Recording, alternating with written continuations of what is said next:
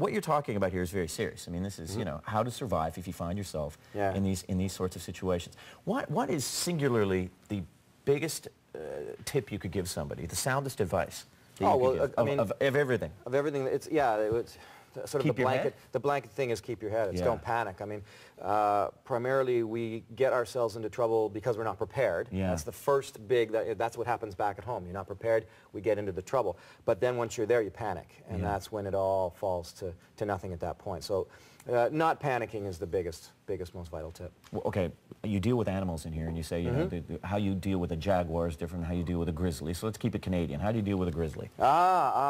Yes, the bear. I've always wanted, nobody can give me the definitive answer on this, so I'm going to you. Well, I mean, certainly there's variables involved, and certainly you have those exceptions to the rule, you know, the rogue animal, so to speak. But normally speaking, when it comes to grizzly bears, they don't want to eat us.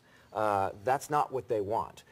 They want to protect their food that they were eating and they think you're going to take, or they want to protect their cubs because you get in between. Similarly, black bears, they don't want to eat a human being. These things are extremely rare circumstances and accidents.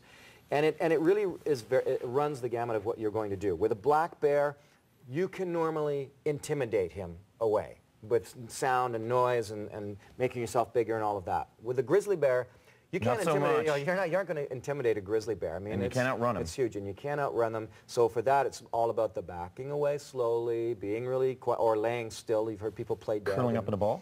Curling up in a ball, protecting all your vital areas and playing dead. People have done that, had a chomp taken out of them, and then the bear just gets bored and walks away because he doesn't really want to eat them. But they live.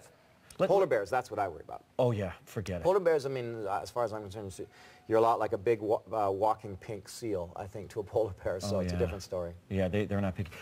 Give me the 1-minute advice on what you do if you're lost in the woods in the Canadian winter. Oh, Canadian winter. Hopefully you've got a way of lighting a fire. The big question all the time is, do you make a shelter? Do you make a fire first? It's a sort of a debate. Well, it all depends on where you are. If it's a place like that, Canadian winter, oh man, you need both at the same time. You need that fire, you need the shelter. The big thing, get yourself out of the elements. Huge to get out of the elements. Don't panic and assess your situation. When you go, what am I wearing, what do I have on me, what have I got? Oh, I've got food. Oh, I've got a lighter.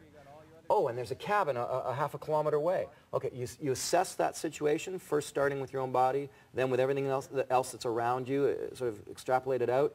Now you've got knowledge, and knowledge is power at that point. You go, okay, I know what I need to do. I can get out of this within 2 days. I know what I need to do, and that's key.